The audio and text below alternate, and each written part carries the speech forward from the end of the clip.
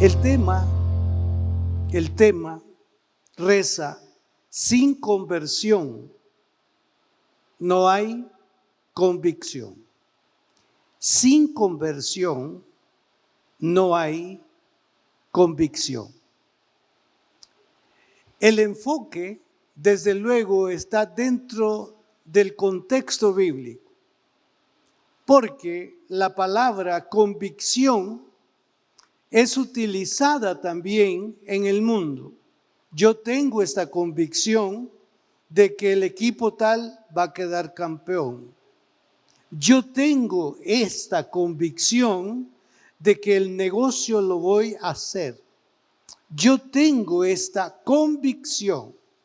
Parece que en ese contexto no se necesita el término conversión, pero sí quizás se puede utilizar en el sentido de decir: yo creo que lo voy a lograr, tengo esa convicción. Pero desde el punto de vista bíblico, la palabra conversión es la iniciativa que podemos tener para actuar, para hacer lo que está como propuesta o mandato u orden de parte del Señor que debemos de realizar. Y en este caso de realizar, puedo envolverla con la palabra acción. Y la palabra acción es ejecutar algo o dejar de ejecutar. ¿Y cómo es esto, dejar de ejecutar? Es decir, no ejecutar aquello que ya no nos es lícito. En este sentido, está de por medio o antes lo que es conversión. Sin conversión no hay convicción. La palabra de Dios nos presenta un ejemplo de esto en la primera carta de San Pablo a los Tesalonicenses. En el capítulo 1, versículos 7, 8 y 9 dice: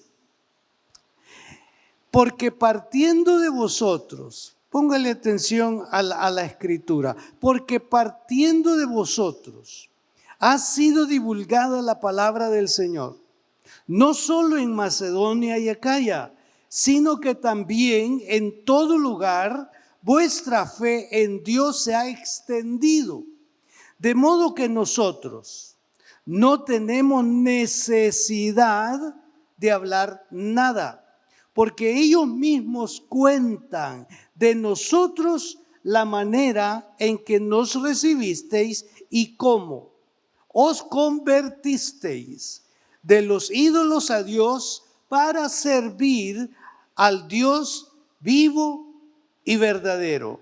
Aquí la palabra servir equivale a convicción. El apóstol Pablo, antes de llegar a predicar a Tesalónica, él pudo darse cuenta de cómo calificar a su auditorio. Su auditorio no era un auditorio convertido, no era un auditorio de fe en Cristo, no era un auditorio que abrazara el arrepentimiento. Ahora que ya el apóstol Pablo llega, predica, esa condición ya no es la misma, sino que ahora los califica como personas que se han convertido. La conversión aquí tiene que ver con dos elementos: arrepentimiento y aceptación de la persona de nuestro Señor Jesucristo. El arrepentimiento es el que impulsa a la conversión al ser humano. Cuando el ser humano entiende que hay algo que riñe entre él y Dios, necesita acatar la invitación a arrepentirse. Y el arrepentimiento tiene que ver con hábitos y costumbres que no van de acuerdo a la naturaleza divina. Si nosotros hacemos un alto, reflexionamos y decimos, Señor, no sé si con esto que voy a hacer o estoy pensando hacer, te voy a ofender. Esa parte reflexiva es un asomo a una acción de la que no tendrá que arrepentirse. Pero si ejecuta eso, que ha reflexionado, que en un momento entiende que no agrada a Dios, entonces usted dice, me arrepiento con solo el hecho de haber pensado hacerlo. Por eso decimos, ¿y quién no peca si todos pecamos aún con el pensamiento? ¿Verdad que lo decimos así? Entonces significa que no hemos ejecutado, pero lo hemos pensado. Para nosotros eso ya es grave.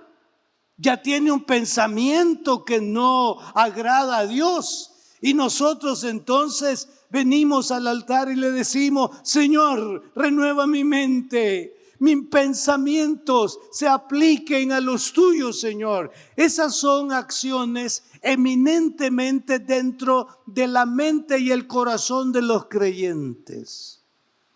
Esto no es común en el mundo. El mundo siempre está pensando de que se va a arrepentir. El mundo está pensando que todo es válido. El mundo está pensando que eso no ofende a nadie. El mundo está pensando que esa es mi voluntad, son mis propias decisiones. Y piensa que con esa decisión podría aceptar que se va a afectar, pero que no está afectando a terceros.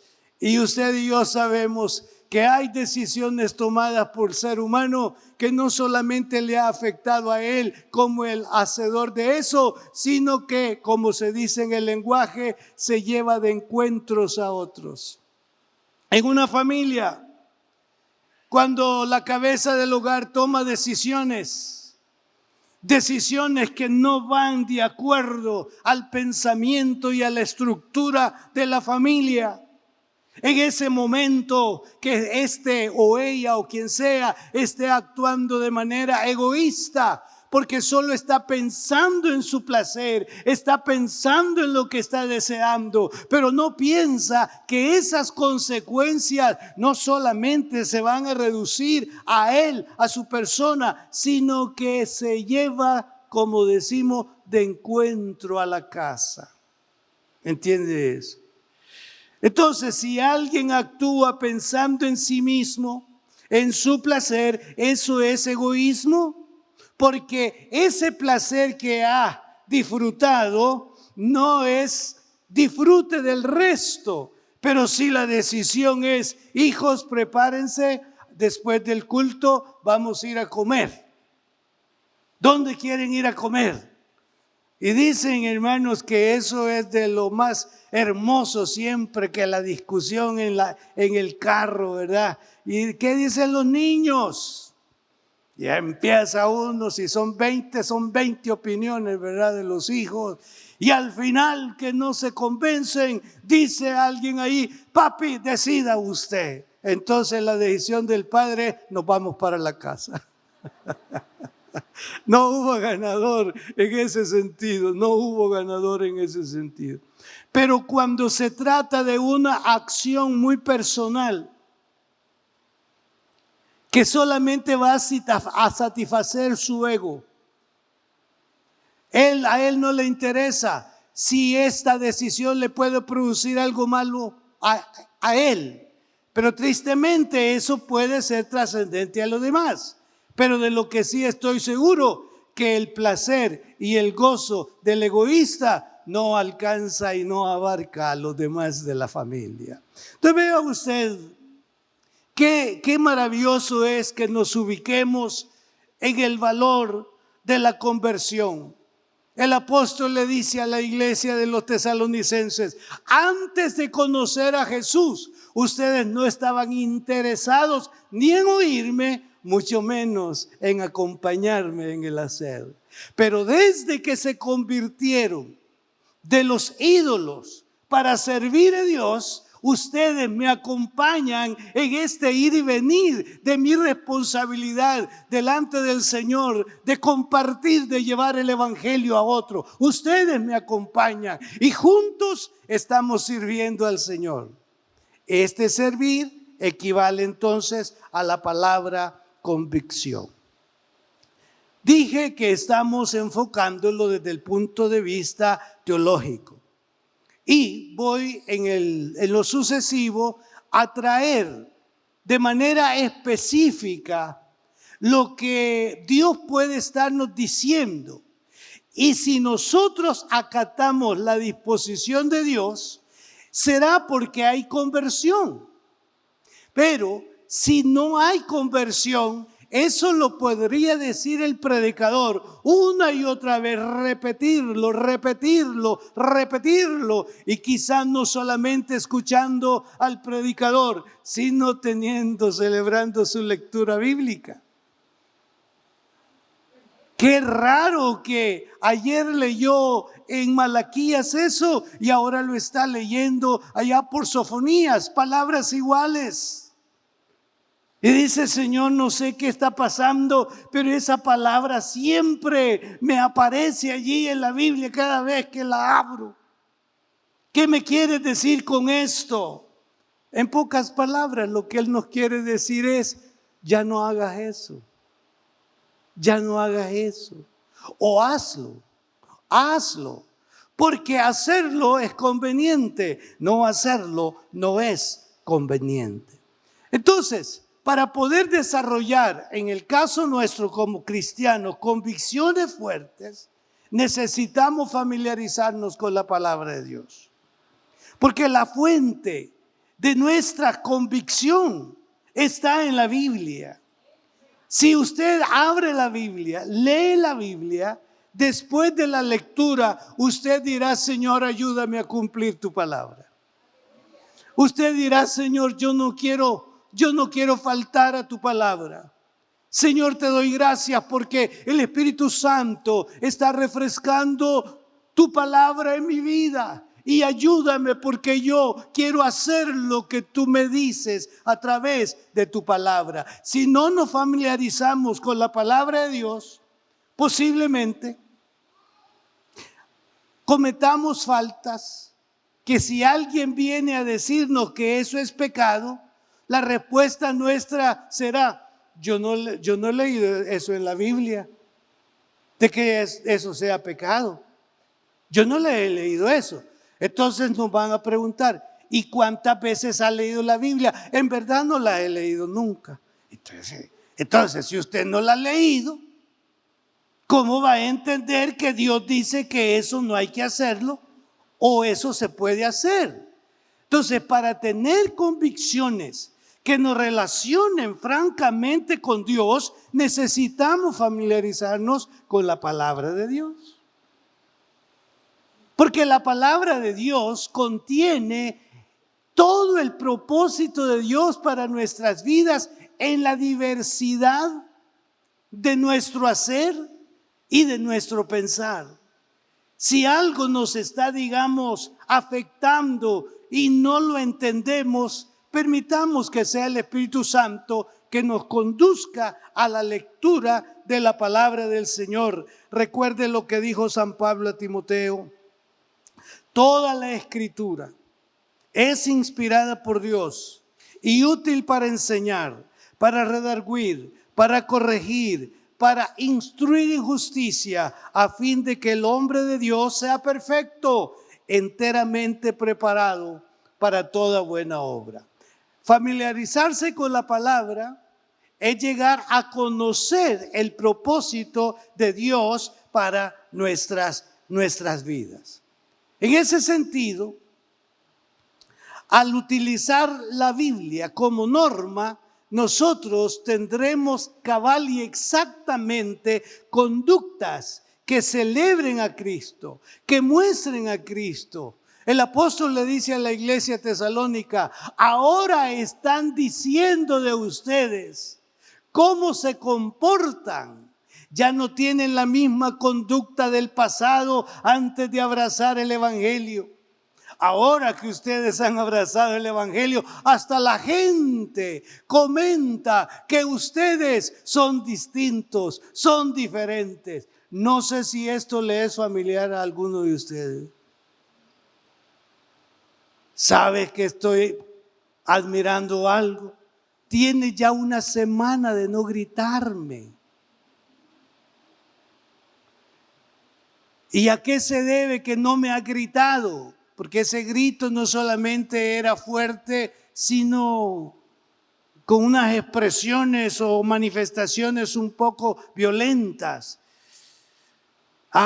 Dice la misma persona, ya, fuiste al templo cristiano, escuchaste el mensaje y parece que te caló, porque así hablamos en vez de tener, ¿verdad? Parece que te caló el mensaje, ¿verdad? Porque siempre estás así, pero parece que te caló el mensaje. Lo que está diciendo es, mira, algo ha sucedido en tu interior. Algo te ha hecho sentir que no es la forma de pedir, que no es la forma de mandar, que no es la forma de ordenar. Usted sabe que muchas veces no tenemos esos distintivos de gratitud y de afecto en nuestra casa. No sabemos pedir las cosas. Pensamos que con gritar vamos a lograr más, pero nos damos cuenta que los logros son menores. Pero cuando las cosas se tratan con amabilidad, todo es distinto. O por lo menos eso vamos a esperar. Y dígame usted, si las dos partes están con esta conciencia, el esposo, la esposa, los hijos, con esta conciencia, puede ser que las cosas sean tan agradables y tan deseosos vamos a estar de llegar a casa. Pero yo siempre he pensado que hay gente que anda todavía a las 11 de la noche, piensa y repiensa llegar a la casa porque no es vida. Llegar a la casa no es vida. ¿Por qué? No es que no le ofrezcan vida, sino que Él lleva muerte. Y lo que espera es que todos se duerman para que el olor a muerte no les alcance. ¿Qué cosa es? Ahora, hay algunas cosas que nosotros vamos a tener convicción, no porque la Biblia diga que eso no se hace. Hay tantas cosas que la Biblia no las señala así puntualmente. Y por esa causa, algunos dicen, dígame dónde está en la Biblia, dígame dónde la Biblia lo prohíbe. Así, dígame. Por ejemplo, la palabra aborto o la acción de aborto no está en la Biblia. La palabra aborto no está en la Biblia. ¿Y porque no está en la Biblia es válido abortar? No. Porque la Biblia habla de asuntos como el asesinato y la protección de los inocentes. No está la palabra aborto, pero está el énfasis de parte de Dios del valor de la vida. No matarás.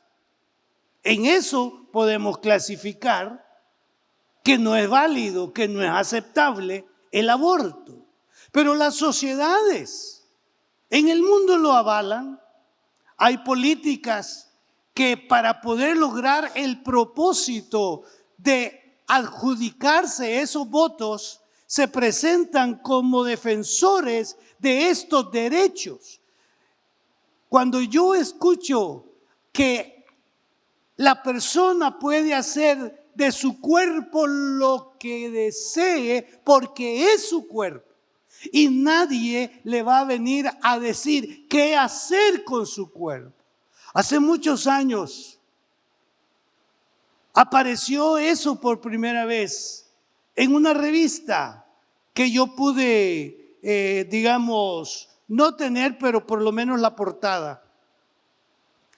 Y venía de un país del sur. Y la pregunta era, ¿quién tiene dominio sobre tu cuerpo? Nadie debe de tenerlo porque el cuerpo te pertenece, es tuyo y tú puedes hacer con tu cuerpo lo que tú desees. Eso dice el humanismo. ¿Y cuántos son seducidos con ello? Que las políticas se van a orientar a favor de tal o cual cosa. Pero nosotros, con la convicción de la palabra, dice, no sabéis, dice Pablo, que vuestro cuerpo es templo y morada del Espíritu Santo. Ya estuvo. No me pertenezco a mí mismo, Señor. Mi cuerpo te pertenece, Señor. Yo soy templo y morada tuyo, Señor. Y cuidaré de mi cuerpo. Cuidaré de mi cuerpo. Porque en mi cuerpo habitas y moras tú. No tenemos libertad entonces de hacer lo que queremos con nuestro cuerpo, porque nuestro cuerpo le pertenece al Señor. Ciertamente como cuerpo esto se va a terminar un día y los gusanos nos van a devorar. Pero como el cuerpo acoge lo que se llama espíritu y alma, entonces es afectado o son afectados por las decisiones, sean estas buenas o sean estas malas. Entonces, para tener convicciones, necesitamos la conversión que nos conduzca a la convicción. Y la convicción nos hará el operar y el hacer lo que Dios espera que nosotros hagamos. Escuche las siguientes escrituras que describen o que nos invitan mejor a la conversión. Isaías 55, 7. Deje el impío su camino y el hombre inicuo sus pensamientos y vuélvase a Jehová, el cual tendrá de él misericordia, y al Dios nuestro, el cual será amplio en perdonar. Esa palabra es extraordinaria, hermano. Amplio en perdonar. No importa hasta dónde el ser humano haya descendido en su perversión, en su hacer, en su vida licenciosa. No importa. Pero si acata, si escucha, si se vuelve al Señor, el Señor es amplio en perdonar. Dios no va a hacer un listado continuamente de su pecado. El día que usted entregó su vida a Cristo, el Señor permitió que todos esos pecados fueran a un bolso común, y el Señor los tomó y los arrojó a lo más hondo del mar, a las profundidades de la mar, y salimos completamente libres de la opresión del pecado por la gracia y por la misericordia de Jesús. Pero acatamos la invitación: deje el impío su camino y el hombre inicuo sus pensamientos. Ezequiel 18:32. Porque no quiero la muerte del que muere, dice Jehová el Señor. Convertíos pues y viviréis. Yo no quiero la muerte del impío. Muerte aquí no habla de muerte física. Muerte aquí habla de abandono total de Dios de esa vida. Muerte aquí equivale a la eternidad, a la muerte eterna. Pero eso no lo desea el Señor para ninguno. Y lo demostró tanto que se hizo carne en la persona de Jesús para buscar y salvar lo que estaba perdido. Y esa gracia nos alcanzó, y por esa gracia estamos envueltos en salvación por la misericordia del Señor. Joel 2:13. Rasgad vuestro corazón y no vuestros vestidos, y convertíos a Jehová vuestro Dios, porque misericordioso es y clemente, tardo para la ira y grande en misericordia, y que se duele del castigo. Es decir, Él no soporta ver al ser humano bajo castigo a causa de su desobediencia. Él sufre cuando el ser humano está pasando por ese proceso a causa del pecado. Por ese motivo, Él insistentemente ha llamado una y otra vez a que nos volvamos a Él, a convertirnos, a pedirle a Dios perdón, a arrepentirnos. Y entonces comienza una vez más la comunión y la relación del Señor con nosotros. Aquí el profeta Joel está teniendo una figura correcta. ¿De qué manera mostraban arrepentimiento en su momento? Era cuando ellos tomaban su vestido y lo rompían, se alaban de los cabellos, se ponían cenizas sobre sus cabezas. Y entonces viene Dios y dice, no, eso externo ya no. Esto tiene que ser más profundo. Esto tiene que llegar al interior. Esto tiene que ser una convicción plena. El cambio tiene que ser tan profundo que no solamente tiene que ser para agradar la mirada a los ojos de los que nos rodean. Porque el hombre ve lo que está delante de sus ojos, pero el Señor ve el corazón. El hombre ve lo que está delante de sus ojos, pero el Señor ve el corazón. ¿Se acuerda de los dos que llegaron al santuario para orar? La Biblia lo presenta como el publicano y el fariseo. Recuerdan a esos dos, ¿verdad? Uno de manera externa, humillando al que está a la par de él, porque había barrera religiosa entre los publicanos y los fariseos. Y venía el fariseo, yo no soy como este. Y el otro decía, ten misericordia de mí, Señor. Ten misericordia de mí, Señor. Y viene Jesús y dice, ¿cuál fue la oración que el Señor escuchó?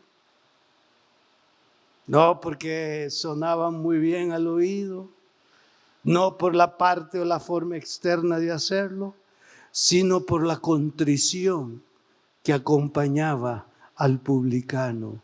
Consciente de su condición, de su pecado, pedía perdón al Señor. Hechos 3:19. Así que arrepentíos y convertíos, dos cosas que equivalen a lo mismo.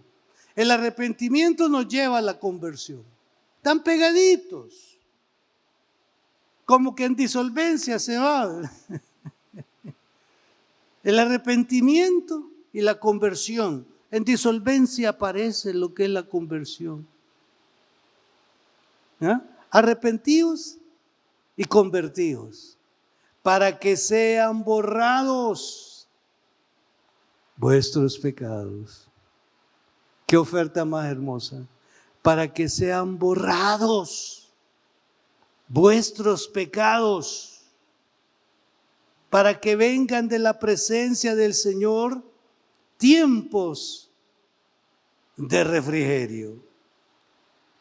Entonces, hermanos, la palabra de Dios contiene tantos escenarios concernientes al arrepentimiento, a la conversión, que nos lleva a la convicción. Adelantémonos un poco a mensajes venideros. Piense por un momento, ¿qué le dice a usted la Biblia que debe de hacer? Pastor, con prontitud lo hago porque es Dios diciéndome. Sí, es que lo que la Biblia dice no son sugerencias, pastor. Son mandatos divinos. Y yo he entendido, pastor, que si yo hago lo que dice la Biblia, me va a ir bien mientras estoy en la tierra. Pero más que pensar que me vaya bien en la tierra, porque el mundo no nos da condiciones de que así sea, pero que sí Dios va a estar con nosotros, eso no lo vamos a discutir.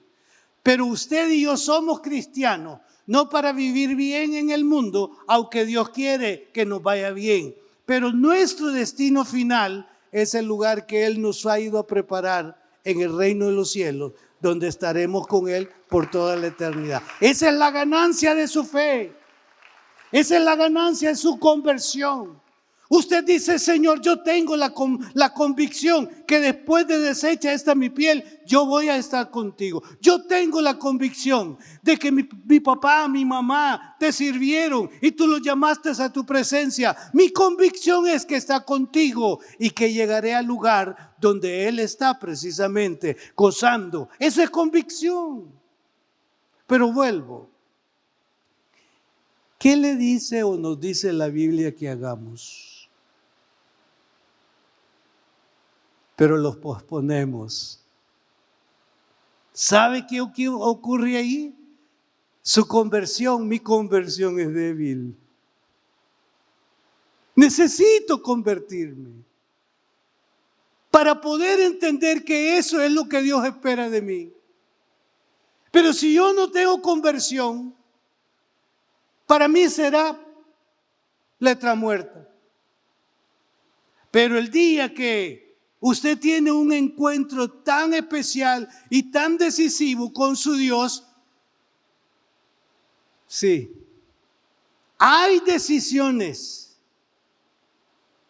que tienen costo.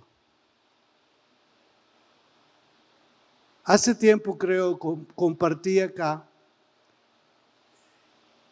de que a un reparto de allí mexicanos yo fui autorizado a ir a dar unas clases para bautismo.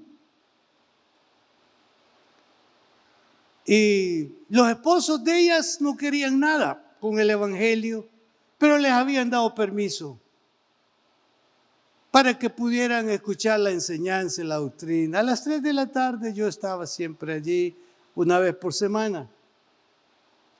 Llegamos al momento ya para prepararnos para el bautismo. Ya habíamos enseñado. Ahora vamos a ver cuánto habíamos aprendido y cuánto habíamos decidido hacer diferentes. Cada decisión que tomemos por causa del Señor tiene costos. Muchas veces eso no es fácil.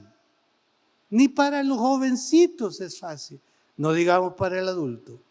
Bueno, entonces yo empecé a notar a la hermana tal que se va a bautizar, a la hermana tal que se va a bautizar. Y solo quedaba una. Yo la observaba un poco inquieta y bueno. Como yo había adelantado una semana antes de que ese día íbamos a hablar del bautismo y prepararnos. Y ya solas ella me dice, hermano Orlando, gracias por servirnos, por ayudarnos, pero no me voy a bautizar. Y yo me quedé sorprendido, hermanos. No habíamos perdido el tiempo, desde luego. Pero llegó ella al punto de decisión. Tenía un costo. Y debe de saberlo usted que seguir a Cristo tiene costos, hermano. Lo sabía, ¿verdad? Seguir a Cristo tiene costos. Y ella me confesó. Yo no soy mujer casada, me dijo. Y ya me habló de otros términos. Y la persona con la que ella estaba, le dijo, bueno, bautízate. Pero me entregas el apartamento, me entregas el carro, me entregas esto, me entregas esto. Le sacó como 5 cosas que le iba a entregar si se bautizaba. Entonces me dijo, no puedo quedarme sin eso, pastor. No me voy a bautizar. No pronunció más al respecto, pero entendió, ¿verdad? Pero así como van a aceptar las personas con esas amenazas, yo no estoy amenazando a nadie, simplemente estoy diciendo convertidos, arrepentidos, convertidos y vendrán de la presencia del Señor tiempos de refrigerio. Y uno de los problemas que el ser humano tiene para convertirse es que Él le ha puesto límite de tiempo a su vida. Él dice que va a vivir 90 años. Disculpe, nosotros no decidimos cuánto tiempo. Esa es potestad de Dios. Y si Él nos ha dado la vida hoy, y creo que nos va a dar otros días, está en su soberanía. Pero ¿para qué será la vida? Sí, para disfrutar lo que Dios ha creado, para disfrutar lo que Él nos ha dado, para disfrutar la profesión, para disfrutar la empresa, para disfrutar el trabajo, para disfrutar la familia, todo lo que querramos llamar como disfrute. Pero no hay gozo mayor que la presencia del Señor, que el perdón de nuestros pecados y que nuestros nombres estén escritos en el libro de la vida. Eso no tiene precio, eso no tiene comparación, eso no se puede asociar con nada de este mundo. Y el Señor le dijo a aquel que decía, alma mía, todo esto tienes como cosecha y lo puedes disfrutar, porque largos días nos esperan para el gozo. Pero el Señor le dijo, esta noche vienen a pedirte tu alma y todo lo que has producido, ¿de quién será? Hermanos, si no hay arrepentimiento, no hay convicción. Si no hemos nacido de nuevo, esto no tiene validez. Si no hemos nacido de nuevo, todo acto que hagamos devocionario, relacional con Dios, si no hay conversión, no vamos a estar con la convicción de que esto es lo que Dios espera de mí, de que esto es lo que agrada a Dios y yo vivo para Él, yo vivo para Él, yo vivo para Él, yo vivo para Él y que para Él sea el honor, la gloria y la alabanza. Esa es nuestra forma de pensar y de decir. Aceptemos la invitación. Deje el impío su camino y el hombre inicuo sus pensamientos y vuelve hacia Jehová, el cual tendrá de él misericordia. Yo como persona le doy gracias a Dios por haber tenido Él misericordia. Yo sé que usted también le da gracias a Dios porque Él ha tenido misericordia. Y pastor, ¿y la conversión cuándo termina? Porque yo ya llevo varias veces que me convierto, hermano. Podemos decir, es que como estamos propensos para fallar, necesitamos volver. Y no digamos, cuando dejamos de hacer esas cosas, que por la conversión lo hago por convicción. Y si yo dejé de hacer algo que es parte de mi convicción, entonces dejo de tener convicción y necesito conversión. ¿Entiende eso? Y necesito conversión, porque si no hay conversión, no hay convicción. ¿Cuántos saben que estamos en la presencia del Señor? Es por conversión. ¿Cuántos saben que servir a Dios es bueno? Es por conversión. ¿Cuántos están desesperados por hacer lo que Dios quiere que haga? Es por conversión. Si no hay conversión, no hay convicción. Y Dios quiere que suframos esta parte en nuestra vida. Muchas gracias por haber estado siguiéndonos en las diferentes plataformas digitales donde transmitimos. Ha sido un precioso momento el servicio que hemos celebrado delante del Señor, edificando la vida de cada uno de nosotros. Y este es un momento muy importante. Deseo invitarles a que abran su corazón y reciban al Señor Jesucristo como su único y suficiente Salvador personal. Si está de acuerdo con hacerlo, repita esta oración después de mí. Señor, te entrego mi vida a esta hora. Reconozco que soy pecador y que solamente en ti encontraré el perdón. Lávame con tu sangre en este mismo momento y conforme a tu palabra, escríbeme en el libro de la vida. En el nombre de Jesús. Amén. Si hizo esta oración, bienvenido a la familia de Dios. Es importante que busque una iglesia donde congregarse para poder crecer en su vida espiritual. Desde luego, les ofrezco la iglesia que yo presido, Templo Cristiano de las Asambleas de Dios. Nos veremos en una próxima oportunidad. Que Dios los bendiga.